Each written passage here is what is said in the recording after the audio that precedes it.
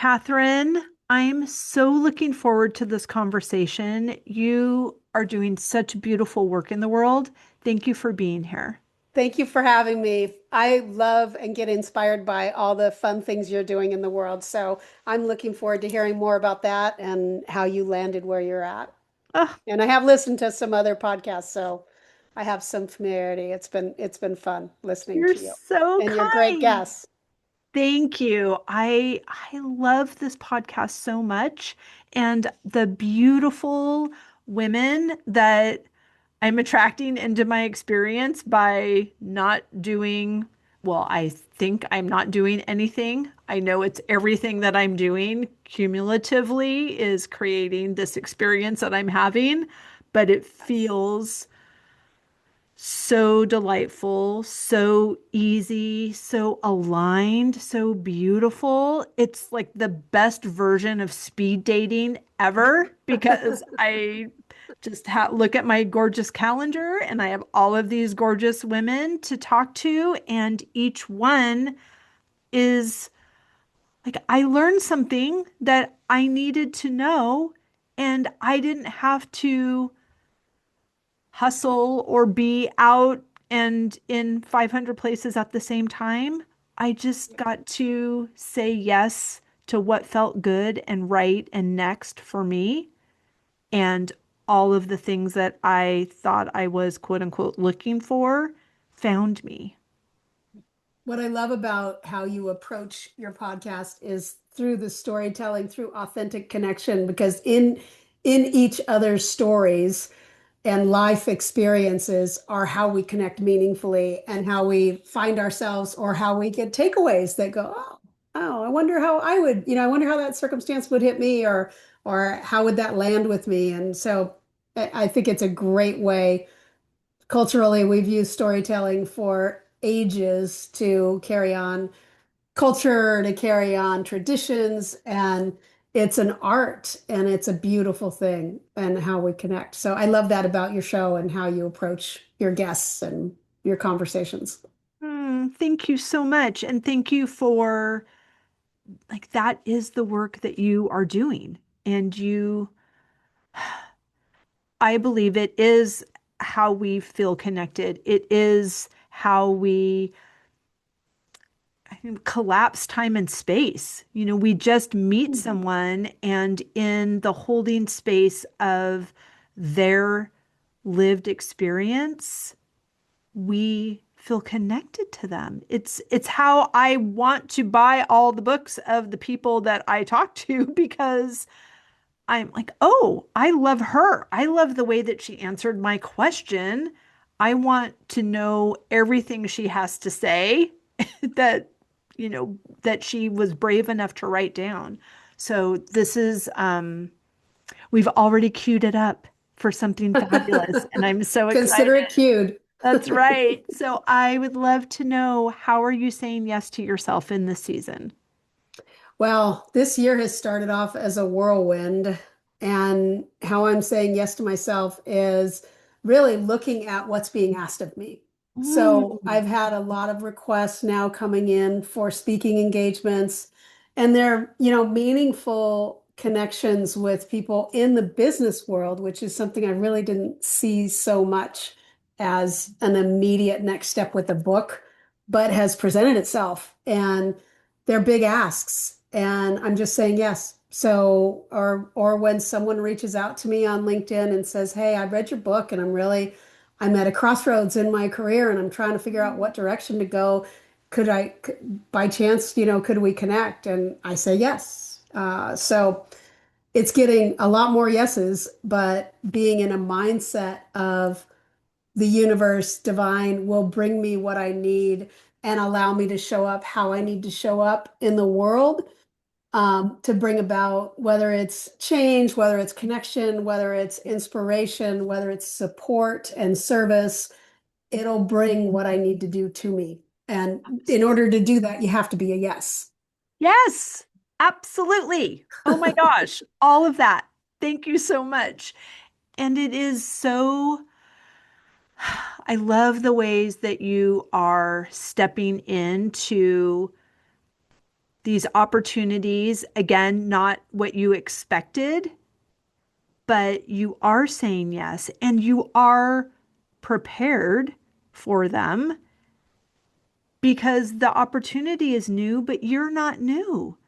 You've Yeah. been preparing for this conversation that we're having. We've prepared for 50 years. Like it's just, it is all happening for us. It is a beautiful invitation for growth and expansion. And yeah, sometimes it's uncomfortable because it's unfamiliar, but it's the right kind of hard. You know what's really been a game changer for me is arriving at a place in life. And one of the quotes in the book has to do with when what you say, what you think, what you say, and what you do are in alignment, then you're gonna be happy and good things are gonna happen. And that speaks to being in the present moment and being able to come into a situation, whatever it may be, a conversation like this, or a work scenario, or a life scenario, or a home scenario, with your full self present and not having to be in the thinking mind to say, oh, what am I gonna, how am I gonna answer this question, or how am I gonna be with this? Just being able to be present and be yourself. So that's, to me, that yes is when we can align with feeling that self-love and that connection with who we are, and just okay with showing up as that authentic self makes it so much more beautiful, because you don't, there's not the stress, there's no stress. You just show Right. up. It's like I'm showing up whole and complete as me, as the best version of me that I am at this very moment. And Right. that's all I can do. That's all I can ask of myself. My gosh. And it's a big, beautiful ask, and it is attainable and achievable with intention. And it can be a lot of work to get there too. Yes. Like, Yes. how do So you that, get through forgiveness, get into self-love, letting go of attachments, these things that hold us back are ways of being that have been slapped upon us, if you will, from the moment we come into existence. It's the outside world telling us who we need to be, how we need to be in order to be worthy, in order to be good enough, in order to be happy. What do we need to do? And it's this outside in mindset that needs to be flipped to an inside out mindset that, I am starting whole and complete. I was born whole and complete. I need to get back to that core essence, that which I am. And it's can be a lot of work depending on how much trauma and life experiences that have shaped us. But when we face our fears, when we face our trauma, when we face our challenges and allow them to be lessons, allow them to be learnings, allow ourselves to grow from them, and come to a place where we realize I wouldn't be the person I am today if I didn't have all those experiences. right. So let's just know that they all happened. They all came to me to conspire to make me who I am now. And that can help us ground in the place we are now and be more full in how we live and how we love and connect with others on a Absolutely. deep and meaningful level, not superficial. What can I get? It's not the bartering system. What can I get from you? It's Right. what can I bring and offer without an expectation of something in return? Yes. Right. Which is radical presence. Yeah. Yeah. Right. Oh my gosh. It's so beautiful.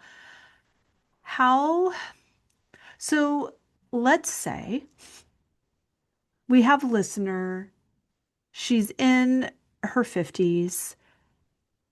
Her kids have left for college.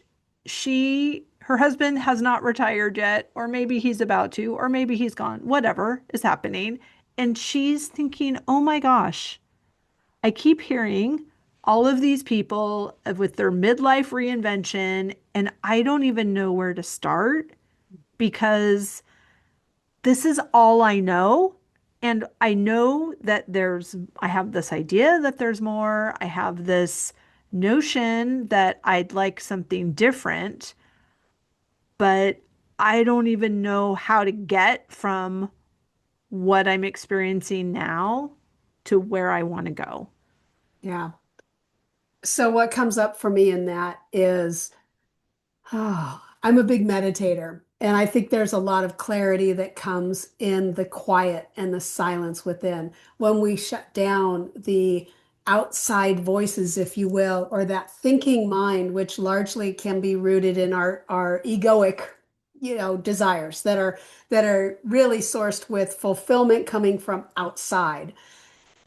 So I encourage, and I've coached a few folks in this space that are in the space of life change and even like coming to a point where they're like, this whole career thing, it's not sitting right with me, or I'm not getting what I expected out of it with respect to fulfillment. So the starting point, I believe, is reconnecting with self. Who am I?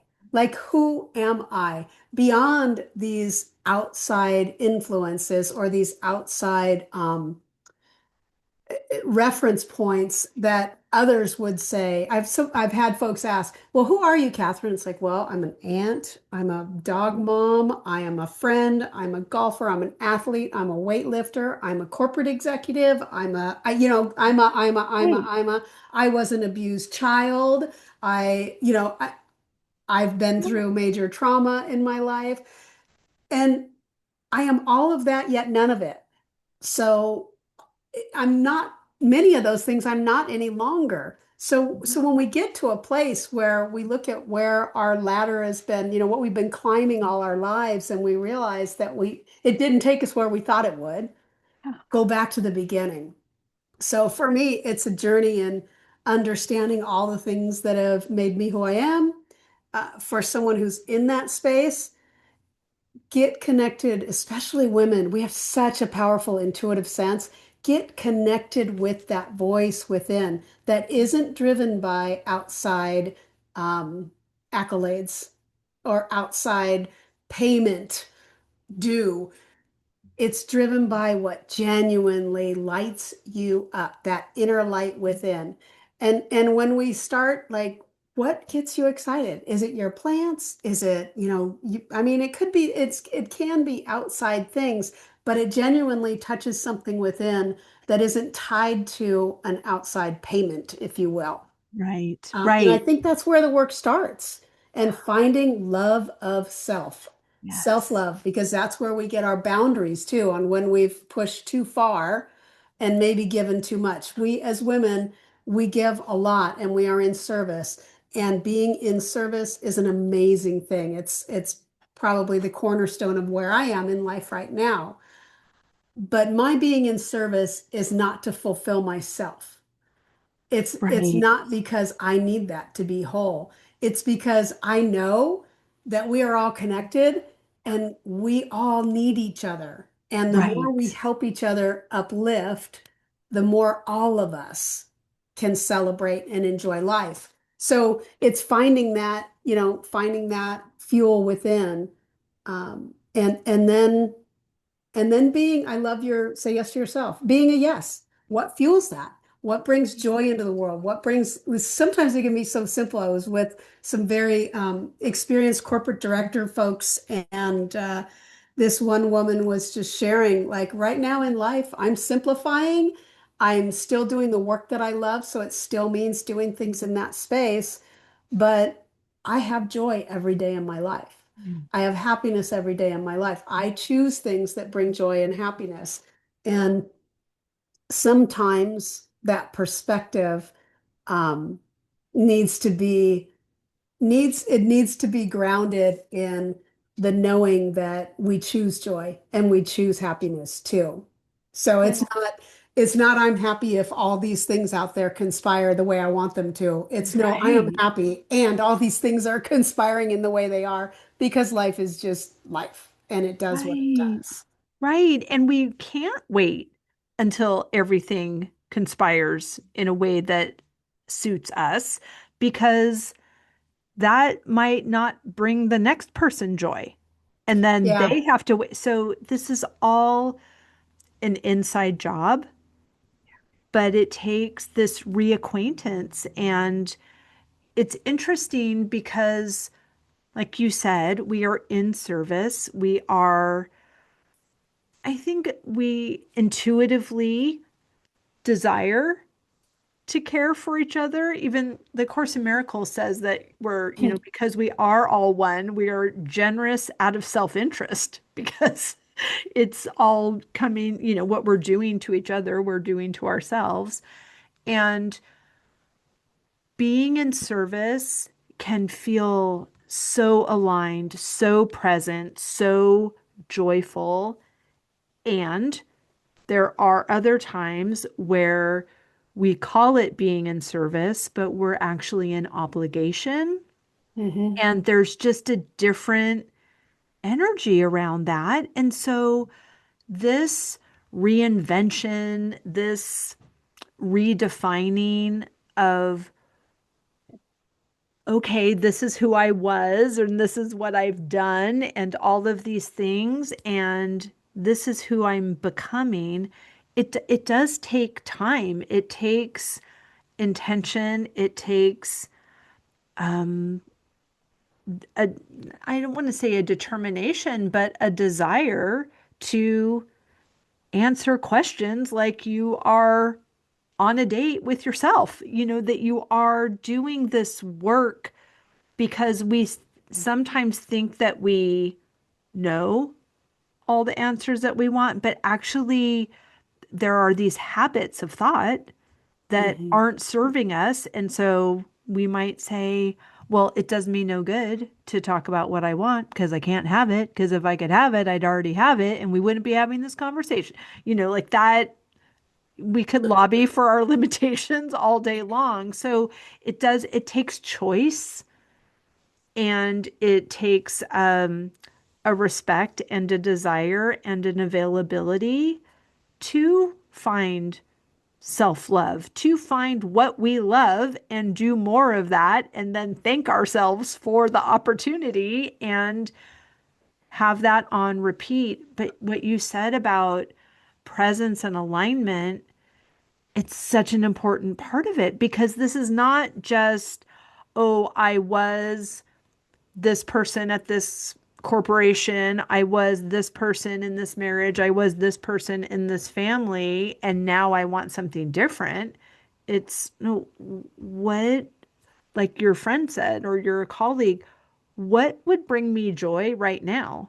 Because it's not just one thing that you now just repeat that for the next 40 years.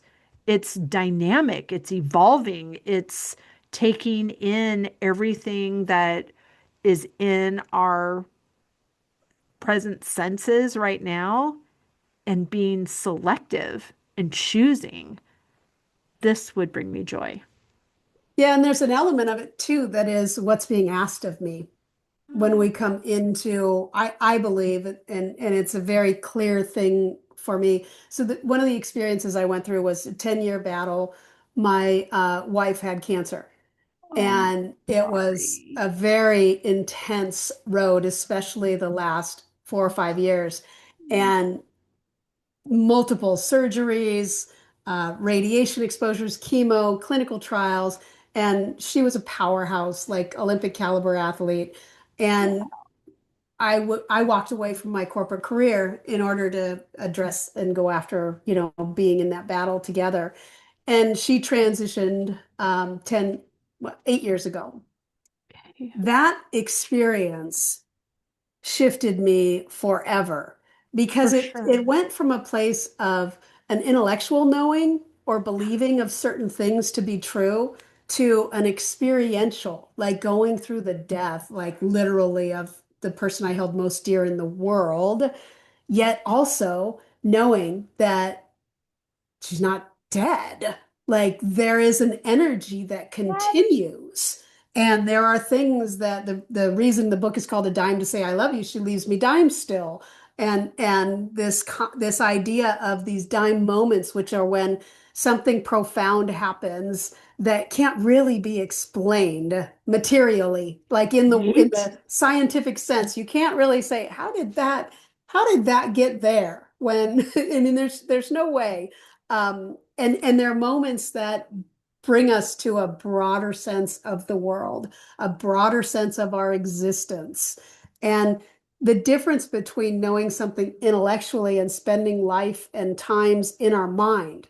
trying to consider everything versus having experiences that we have a knowingness that exists throughout every cell of our being. It's a different type of knowing. You can learn from others, you can learn from books, and you can have an intellectual knowing, but there's spiritual knowing, there's mental, there's emotional, there are other types of learning and ways to experience the world that are just fundamentally different.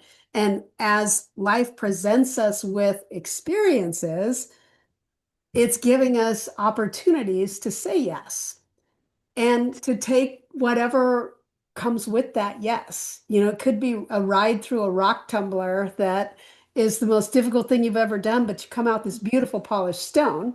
Or Right. maybe you don't come out because that can happen too. But Right. it's the fact that, life is going to give us experiences, whether they're things that we call good ones or things that we call bad ones, which oftentimes our perspective of good and bad changes over time as well. Yes.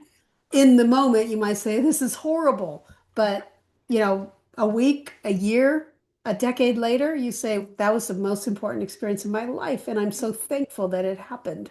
So those, that reframing of what we're here to do and what life can present to us and what that means in this experience we call life, that's where the deliciousness of existing is, and the connections we make there in those real moments of even the most difficult things that you think you could never have gone through had you been told this is going to happen. And when Right. you're 50 years old, you're going to jump into this situation and this is going to happen. You might be like, no, no, Right. no way, I'm not doing that. Oh gosh. Wow. It's so stunning.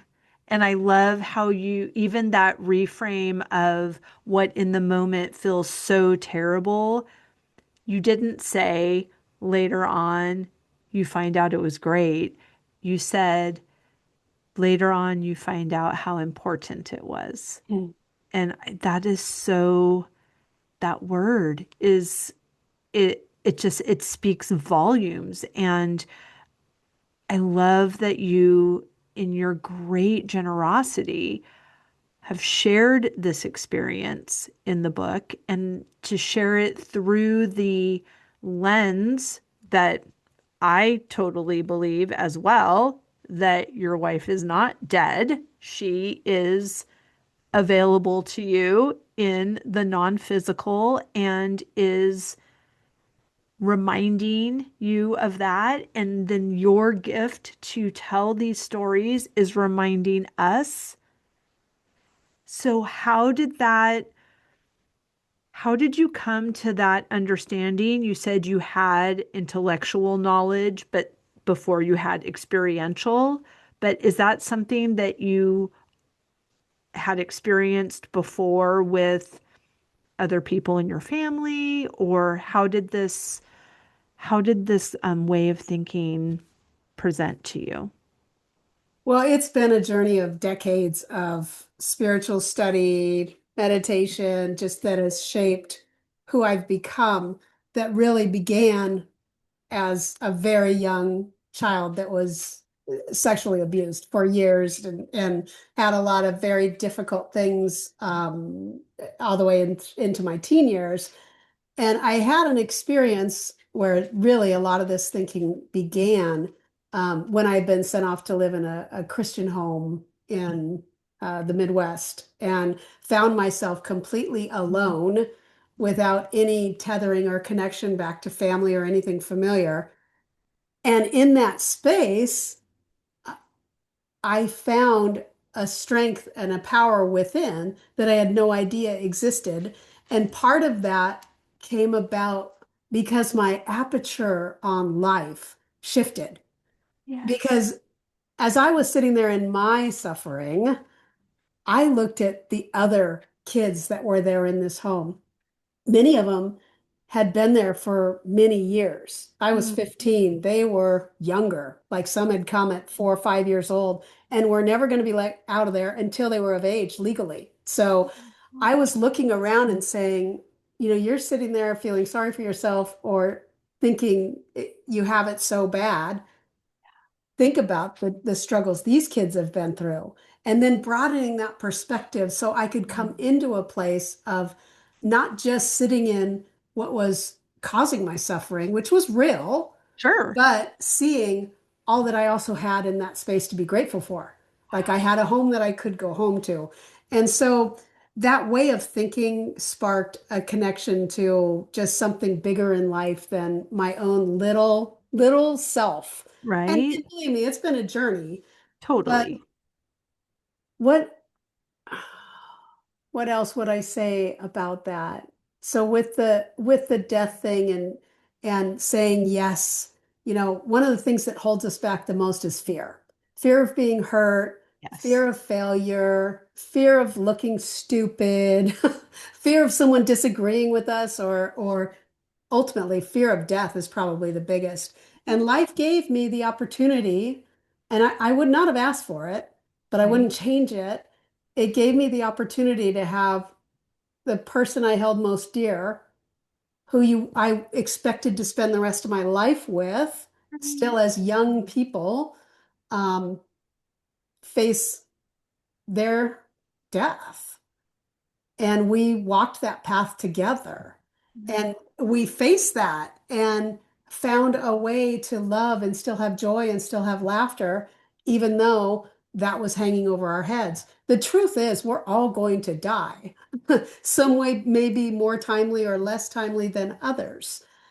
But going through that experience firsthand and getting the lessons and the beauty that I also saw in that, which we often shield ourselves from something like that because all we can see is the scary Right. and the loss of it all. But there's so much more in that experience. And seeing that and going through that at a younger age and in a relationship that wouldn't be typical. You lose your grandparents, you lose your parents, they're hard. Um, Right. they're very hard.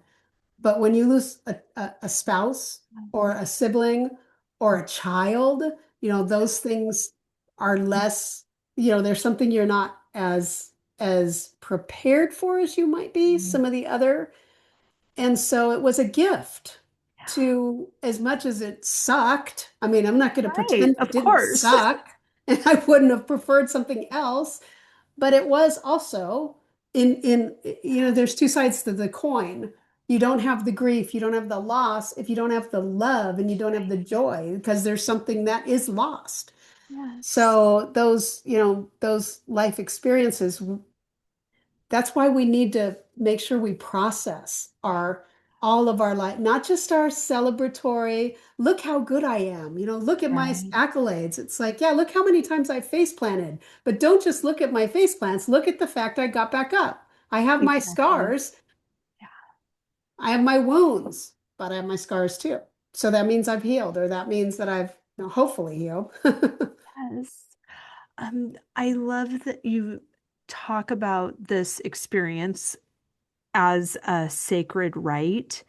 And I think that's such gorgeous language because, of course, she's your person and you're going to be there. And in the depth and breadth of that holy experience, the entire time of your whole relationship, in this culmination far too early and unplanned, but the depth of that experience, it sounds like, has opened you up to what your experience is after in such a grounded, solid way that doesn't require validation or buy-in from anyone else that has a different belief system. It doesn't it doesn't take, if so, I grew up in a church and that there was like, oh no, this is it. You you're born and then you die and then that's it. And I was like, what do they do with all the bodies? I don't understand. Where are all the people go, you know? And so I've made myself available to expand my beliefs differently than the ones that a 4-year-old created and then just carried in her darling handbag for 50 years. So, Mhm. all to say, not that you have to prove anything to anyone, but there is something that just comes from any experience we have. Like we're not just retelling what someone else told us is the truth. You are telling your story. And Yeah, there's, and so very much of my life I did retell. yeah. Or and those belief systems, and I speak a little bit about my experience with organized religion, Mhm. and it wasn't, it just didn't work for me because the way I received it Mhm. was this is what you need to believe, this is Mhm. how things are, and you just need to believe this, and then you need to behave accordingly, Right. and then you'll go to heaven. Otherwise, you're going to hell. And I'm like, well, I'm going to hell. Like the relationship things, it's like this is not good. And as I then was off in Kansas and kind of broadened my perspective and started doing studies outside to, well, how do other people interact Mhm. with, divine or God or, whatever their language of choices to define that, which is so very lacking. Right. I started finding tools, and that's where meditation and contemplation and wait, you mean I should be developing my own way to consider Right. things and decide how they land with me? Like, is this true for me? And it was a whole different like skill development. Well, how do I even do that? What is that within that would even contemplate such a thing? It's not my thinking mind because Right. that's the computer. Yes. It's the operating system that goes way beyond that. So it was quite a process of unwinding a lot of that to then really come to a place that this life is one of many, and we get the opportunity to experience this life. We can learn, we can grow. Ultimately, it's far more defined and influenced by a divine source than I think most people will ever believe or tap into.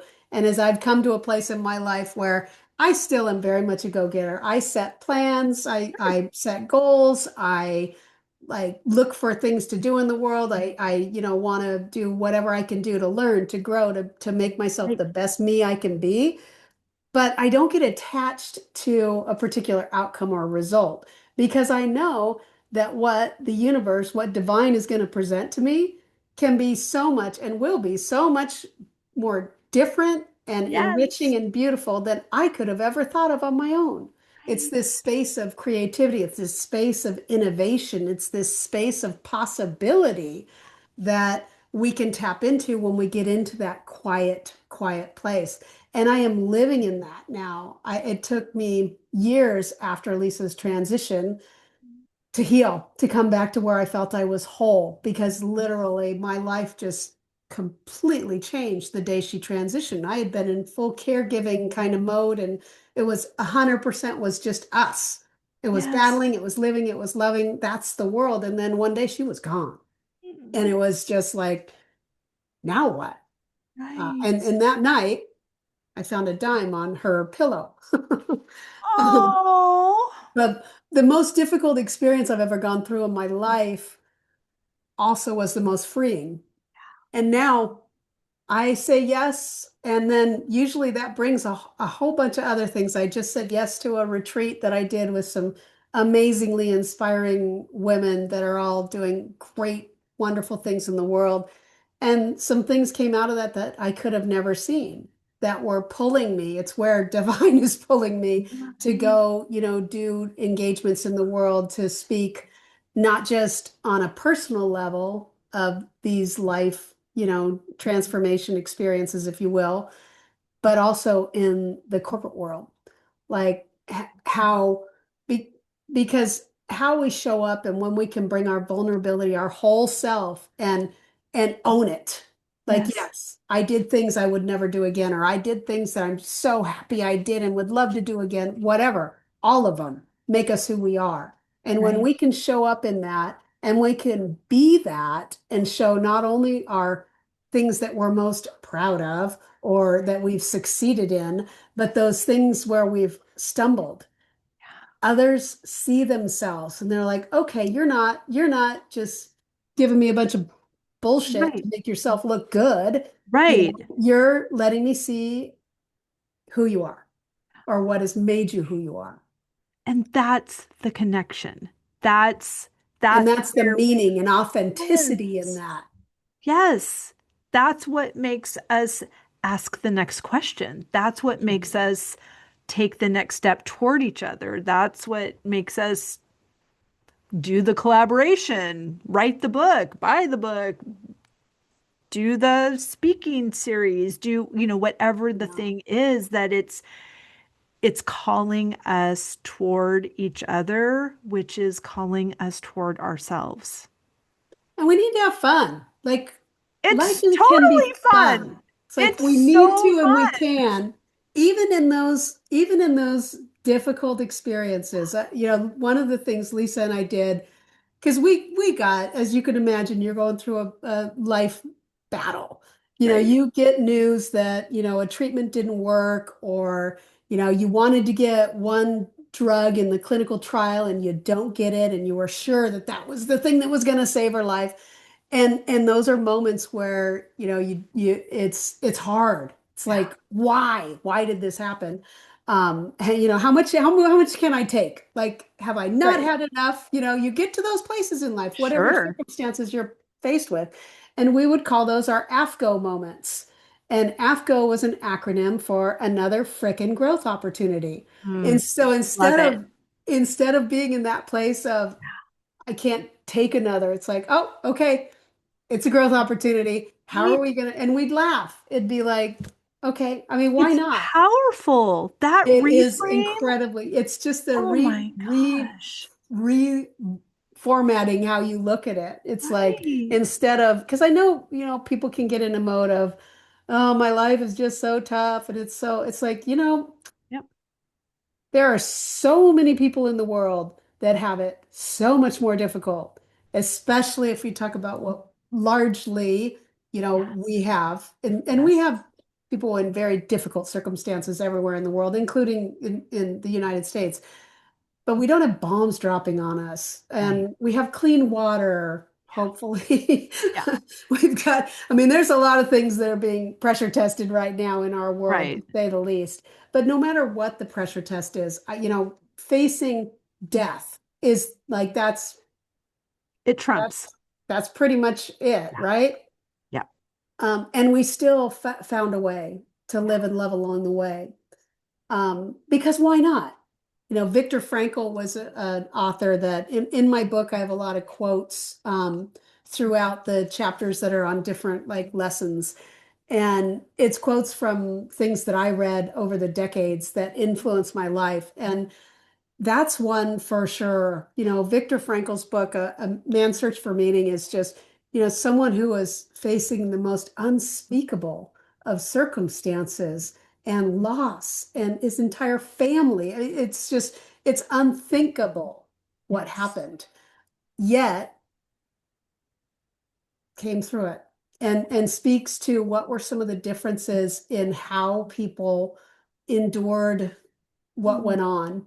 right. Um, and it's a powerful read, and it, Yeah. it can, I really believe, or I believe strongly that when we open the aperture, when we're learners, when we're more curious than afraid, when we come to things with a beginner's mind, not an expert's mind, we can have so much more of a rich experience in this life. We have something to learn from every single person. Mhm. Every person is an expert in something Yes. and a beginner in everything else. Right? Oh, it's so gorgeous. And what a beautiful invitation to reframe our circumstances. And of course, you're not asking everyone to compare their bad day to your awful experience, but what you are inviting them to is to the tools to, yes, this thing happened and we made a choice. We made a choice to love each other through it, to laugh our way through it. And it sounds like Lisa gets the last laugh in these Mhm. dimes. So, can you tell us about the book and about some of these beautiful reminders? Yeah, well, there are a few. I'll just so the book is called A Dime to Say I Love You, and it is a memoir in a sense. Frankly, I didn't want my story out there per se, but I had a real clarity that if I was going to share life experiences, that at one point Lisa and I even discussed, I wish I knew this stuff a lot earlier in life because it would have made this journey, I don't know if I'd say easier, but it would have brought even more joy along the way to deal with Right. things we were dealing with. And that was the inspiration of writing the book is what would I say to our younger selves? Um, and a gift to just put out, not in any way that it presents the answers. I'd say in many ways it presents more questions and Right. prompts folks for thinking. And hopefully inspiring them to go within. There's introspection chapters in introspection sections in each chapter, but the book is organized in a way where there are, real world stories of things that happen, the lessons that came along the way, and they are things like letting go of attachment, unconditional love, resilience through adversity, self-love, and each chapter has quotes that are things that along the way inspired me or influenced me in my life. So back to the other examples of things that happen. One that was really profound for me was as I was contemplating and in the process of writing the book, I had taken a trip. I love to go to places that are considered spiritually charged, to like just have a deep, deep history. India, many places in the world, but I this time I was in Japan. I was in the Kii Mountains of Japan, which there are trails called the Kumano trails that connect the ancient shrines. For hundreds of years, people have traversed these trails. And so I was on a hiking trip with a friend, and our very first day, it was pouring rain, and we were starting on the most difficult, not from a length, but from a vertical climb Sure. perspective. And it was raining pretty good, but the folks at the beginning of the trail that ran the kind of like a grocery store or type of place said, it's safe, you'll be okay. Not a soul on the trail. Oh my. And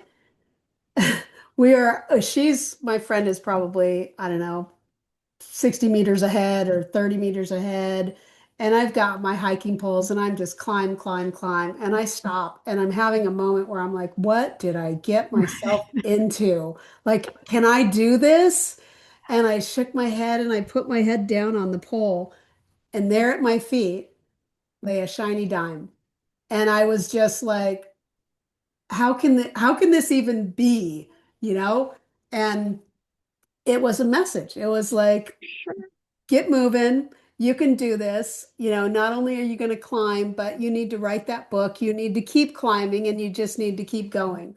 And it was an example, usually with dimes and dime moments. And I've talked to so many people who find dimes, or maybe people leave pennies for them, or it's other things. And some, like my editor, that since the writing of the book says, I find dimes all the time, and I other people love I it. know. Um, but that was a moment where I shifted from, can I do this?